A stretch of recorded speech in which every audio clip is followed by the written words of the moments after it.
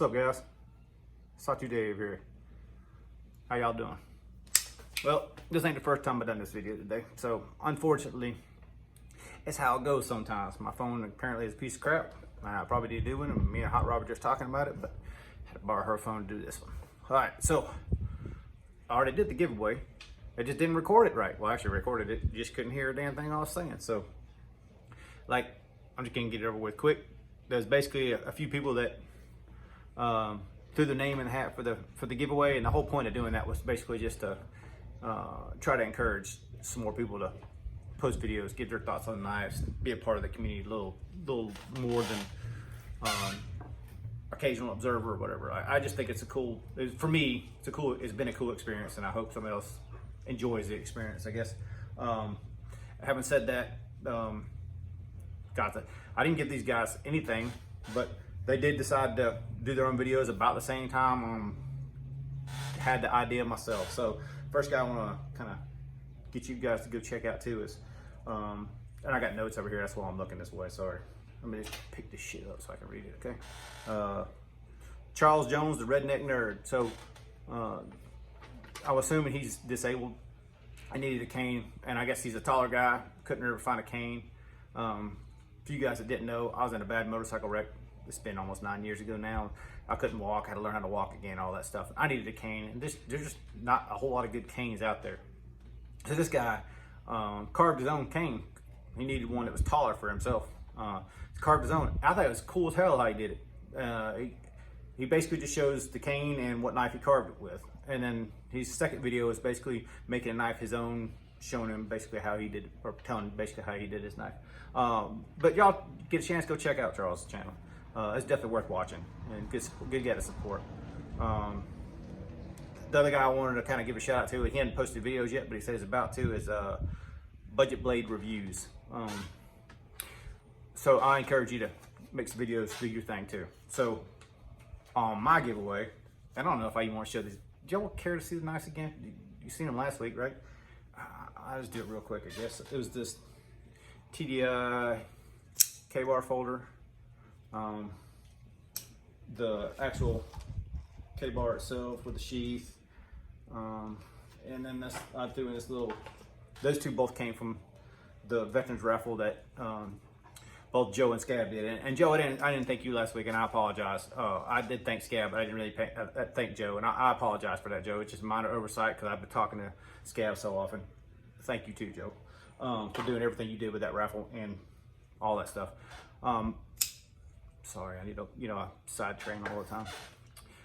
So this other knife I threw in there is the, let me get it real quick, FL something, glasses, jeez. It's a stout FLK, I think that's what it's called. What it's called. I believe it's a Chinese produced knife, but this is the Knife Rights version. If y'all didn't know, Knife Rights does like a kind of fundraiser thing where they have like prizes at the end. It's kind of like that NRA raffle, very similar to it. But this is like an early bird, and you donate so much money and you get this thing kind of through them. So I didn't really pay anything for it. I donated the money. They sent me a knife for free. I guess SOG did, or SOG, or however you want to say it. There was basically 3 people, one of which I really couldn't tell if he wanted to be in this contest or not, but 2 dudes that definitely said, yeah, throw my name in the hat, I want to do this contest. And I did like I did the last video, and I just called Hot Rod and told her to pick me number between 1 and 3. She picked Charles Henning. I didn't record it because, well, I did record it. I didn't get the audio from it because it was on the last time I tried to do this video. So apologies for not being overly joyful about it. But Charles Henning, you won. So hit me up. Let me know what you want to figure out as far as sending them to you. I just need you to email or comment, and we'll figure out how to get a hold of each other.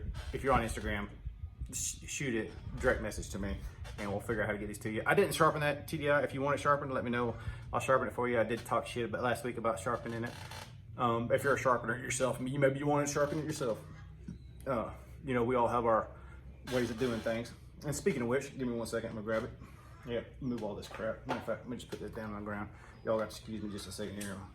I ain't the most organized person today because, well, I did the last video inside. I was so aggravated, I walked outside. Then I was like, well, hell, I'm just gonna bring all this stuff out here. So I got stuff to do out here in the shop. So I gotta change that rectifier regulator in the Road King out there in a minute. But anyway, we're talking about sharpening for a second. So I don't want people that think they know what they're doing. I want people that have experience doing this. If you've sharpened a convex edge before, this thing needs an edge. And I think I showed it last week how it's starting to chip out a little bit, because being that I'm newer to the bigger blades like this, I wanted to push it to a point of failure and then figure out where that point is and back off a little bit, right? So I probably took this beyond where it needed to be pushed and hit some stuff I probably didn't need to hit with it, but you know, it is what it is. It needs an edge at this point. So you guys that sharpen with fixed angle systems, have you ever sharpened a knife like this? And if you have, tips, techniques, tricks. This convex, I have no way of doing that with a fixed angle system. I'm figuring it's gonna be flat, you know? So what I'm kind of sort of brainstorming is having 2 KMEs, one further to the back, one further to the front, and cover the whole 9.5 inches. That's kind of what I was thinking, be able to blend the angles with the KME. But I might do it with the Lanskis too. I got a couple of different Lanskis, or maybe a Lansky and a KME, I don't know. I ain't really decided yet. So anybody that's got any experience with that sort of thing, you got any tips, let me know. I'd like to hear them in here. All right. Sorry for all the rambling. So, done with all the shout outs and stuff like that, but as far as the giveaway stuff goes, moving on. Trying to keep my mind straight here, y'all. Yeah, let's do this first. So, y'all know, I think I've said it before, if you don't, if you're newer, Jason from the Brass Brigade and I are pretty good buddies, and I had bought this custom SG before he even designed it and showed me the pictures of it, or when he showed me the pictures of it, I knew I was gonna get one. So this is the Indonesian made custom. You can see it's beat up a little bit. Yeah, I do use everything I have, to some degree or not. But I'm gonna use this mainly as a backup roll, and then also, it's a little fondle knife. It's fun to flick around and kind of play with. So was it fidget tool, I guess you would call it? I don't know, whatever. But I got the prototype from him. He auctioned off the prototype a while back because he's getting into knife making beyond designer. He's starting to actually physically make knives. He needed money for, you know, knife grinder and that sort of thing. So he had auctioned his prototype off. I got it, but it's already on loan. It's been on loan for a little bit to Grumpy Grunt, but I went ahead and got the production version because I wanted to see what the production version was. And if I'm not mistaken, there's a pretty good amount of differences between this one, the prototype, and then this one. So all three of them being slightly different. You know, this one and the prototype are both Chinese made. And generally I don't keep Chinese, well, I don't keep Chinese knives, but generally I don't even buy Chinese knives because they're tempting to keep, right? I like all knives, in case y'all didn't know. But I figure I'm gonna do something with probably knife rights. So Shane, Javon, all the guys involved in the Knights Rife, God, tongue twisted.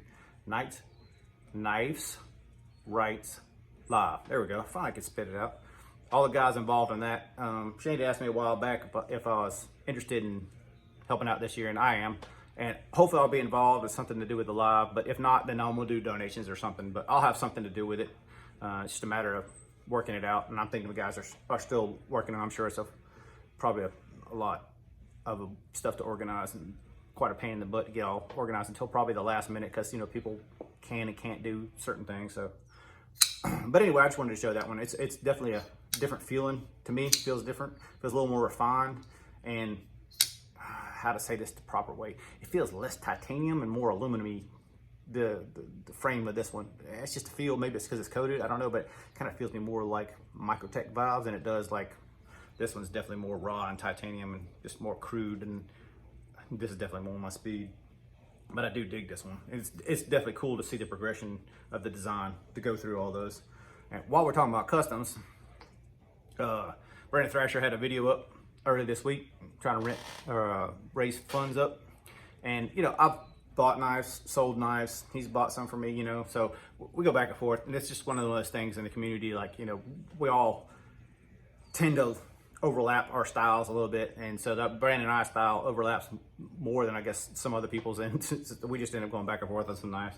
But he had this Clark up for sale, and I thought it was really cool, and then he started talking about it, and basically it's a model that Clark only made 5 of, and then this is number 4 of them, and all 4 are different, or all 5 are different. So this has the kind of little fancier Timascus and pivot collars and the pocket clip.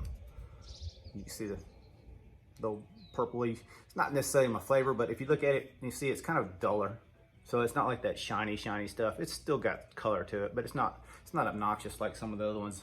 I'm not really into the whole color thing, but I'm not changing this, man. This is a custom, and it's cool. It's different, you know. Like you can see the progression. Like you tell this guy's not a, or I think I can see that he's not a CNC machinist, or if he was learning CNC and did this. It's got these hand done scales with texturing on them, and it's not very deep. You can see it's pretty shallow.